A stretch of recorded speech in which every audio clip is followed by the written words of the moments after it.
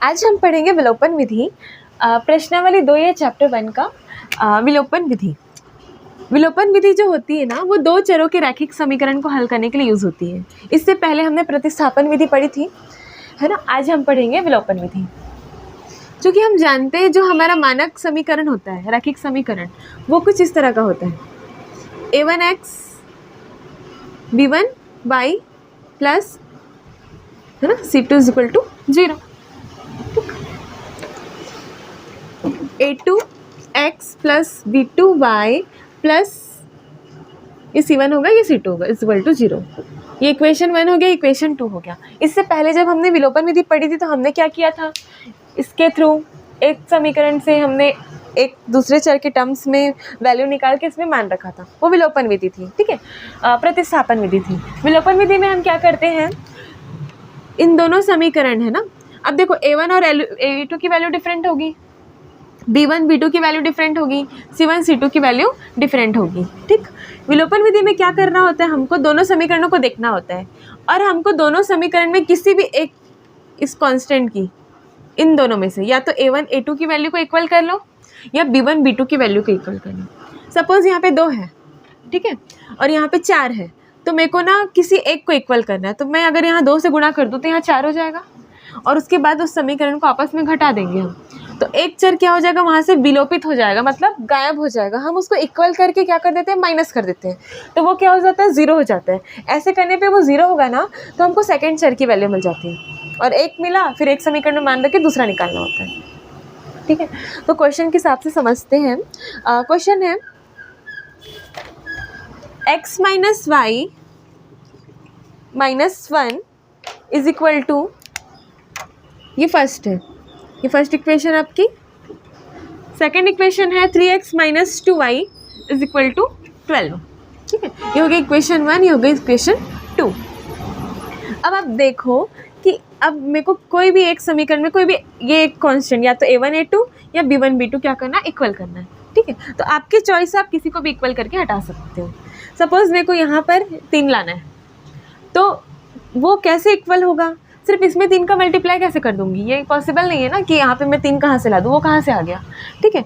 तो जब भी गणित में ऐसा कुछ करना होता है ना, तो हमको समीकरण है अगर, तो दोनों पक्षों में सेम चीज़ें करनी होती है, पूरे समीकरण में, ठीक है। तो मेरे को यहाँ 3 चाहिए, तो मैं क्या करूँगी, इस पूरे एक समीकरण को 3 से गुणा कर दूँगी, ठीक है। और साइन भी देखना है आपको, समान करना है ना। अगर यहाँ माइनस होता तो -3 से करती, अगर यहाँ माइनस होता तो। अभी पॉजिटिव ही चाहिए तो मैं पॉजिटिव ही 3 से करूँगी।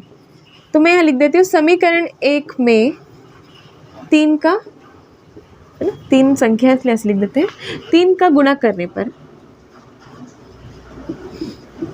ठीक है। समीकरण 1 में मैंने क्या किया, 3 का गुणा कर दिया, तो मैं 3 का गुणा करूँगी समीकरण 1 में, तो क्या हो जाएगा, 3 गुणा x 3x माइनस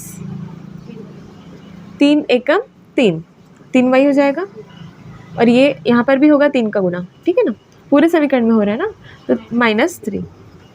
क्लियर है। अब समीकरण 1 में हमने 3 का गुणा किया, उसके बाद इसको मैंने दे दी नाम समीकरण 3, जो हमको मिला वो क्या हो गया, समीकरण 3। अब हम लोग समीकरण 3 और 2 को घटा देंगे आपस में, ठीक है। समीकरण 3 माइनस 2 करने पर, है ना, इसको ये बन गया ये वाला गुणा करके। अब इन दोनों को आपस में क्या कर देंगे, हम घटा देंगे। क्यों घटाएंगे, क्योंकि दोनों का साइन पॉजिटिव है। अब हमको हटाना है तो एक निगेटिव होना चाहिए ना, तो 3 माइनस 2 कर दिया मैंने। तो 3 को मैं पहले लिख लेती हूँ, फिर मैं समीकरण 2 को लिख लेती हूँ। ये आपका समीकरण 3 है, क्योंकि मैंने 3 माइनस 2 किया है, तो ये समीकरण 3 है और ये समीकरण 2 है, ठीक है। 3 माइनस 2, तो ये समीकरण 2 में ये माइनस हो रहा है। तो अब यहाँ पर देखो साइन चेंज करेंगे, क्योंकि यहाँ पर पहले से माइनस भी है और मैं माइनस करूँगी तो प्लस हो जाएगा ना, तो इसलिए साइन चेंज बोलते हैं इसको। ये प्लस है यहाँ पर, तो मैं यहाँ पे क्या साइन आ जाएगा, माइनस का, ठीक है।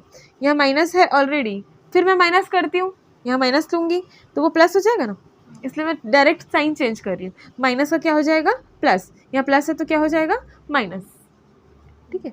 अब ये जो अलग जो हमने साइन लिखा वो नीचे वाले का है सब साइन, ठीक है। अब हम चालू करते हैं, +3 -3 समान चर है, विपरीत चिन्ह है, कैंसिल हो जाएगा, विलोपित हो गया। ठीक है, माइनस और ये प्लस, तो प्लस माइनस माइनस होता है, घटता है, 3 में से दोगे कितना आएगा 1, लेकिन बड़ी संख्या कौन है 3 है, तो यहाँ पे माइनस आ जाएगा।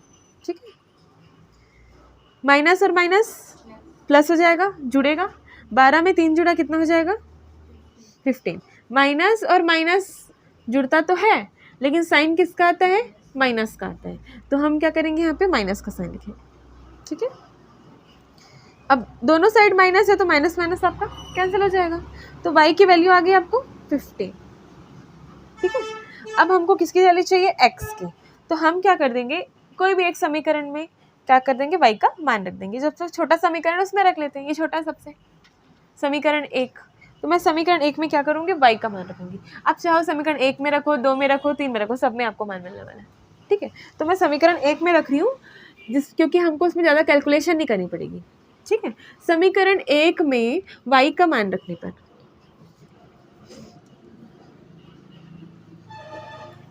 ठीक है, समीकरण 1 क्या है x minus y is equal to -1।